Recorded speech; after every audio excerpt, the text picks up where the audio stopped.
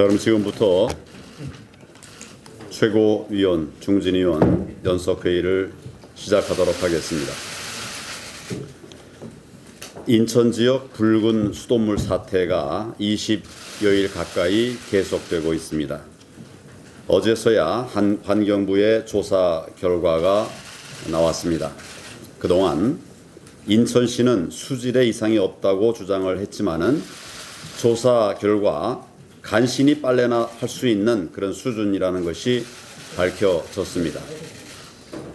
시민들은 밥도 못해 먹고 심지어 샤워도 못할 지경이고 또 50곳에 이르는 학교들의 급식까지 중단이 된 상황입니다.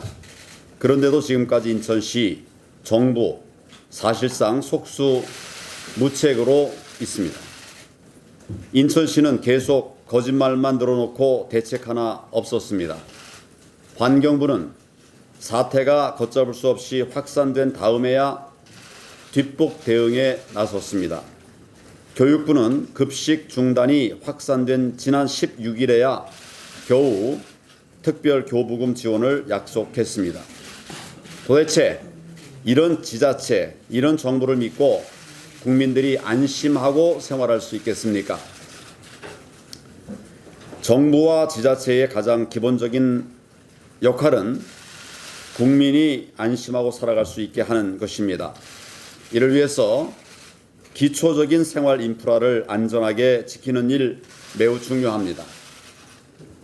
그런데 이 정권과 여당 소속 자치단체장들은 기본을 지키지 않으면서 온갖 포퓰리즘 정책으로 표 얻을 궁리만 하고 있습니다. 인천시만 하더라도 낡은 수도관 교체 예산은 한 푼도 편성이 되어 있질 않습니다. 그런데도 무상교육, 또 청년수당, 이런 선심 정책에는 다른 지역보다도 더 앞장서서 나가고 있습니다. 인천시 부채가 10조 원에 달하는데 과연 이런 것이 정상적인 행정이라고 할 수 있겠습니까? 지난 지방선거에서 전국 자치단체를 여당이 장악하면서 시민들의 삶을 지키는 정책은 사라지고 있습니다. 선심 정책만 급속도로 확산되고 있습니다. 게다가 내년 총선을 앞두고 민주당 선거 총책임자가 여당 소속 광역단체장들을 만나고 다니고 있습니다.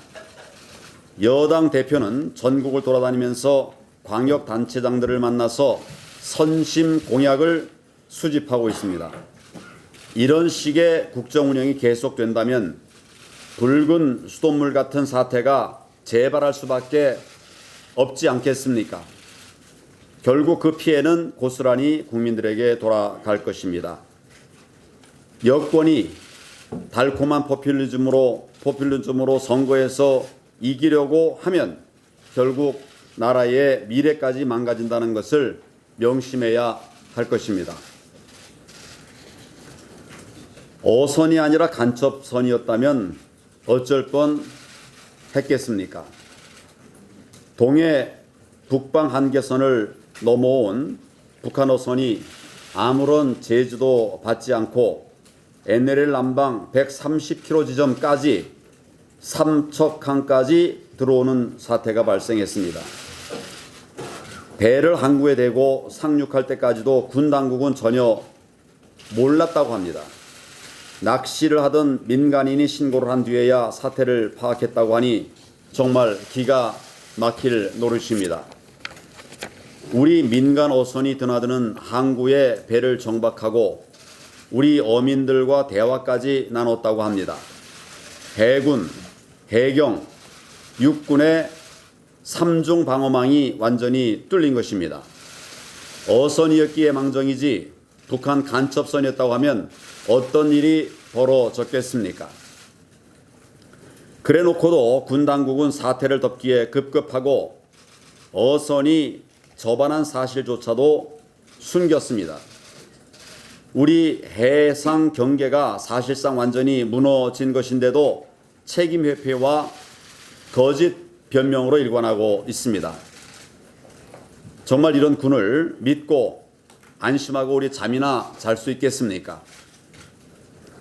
결국 이 정권의 국방 무력화가 이런 사태를 부른 것입니다. 9.19 남북 군사 합의로 무인 정찰기도 뜨지 못하게 됐습니다. 또 제대로 된 훈련도 못하는 상황이 되어버렸습니다. 북한이 탄도미사일을 발사한 지 지금 한 달 반이 지났습니다. 그런데도 이 정권은 여전히 분석 중이라는 말만 되풀이하고 있습니다.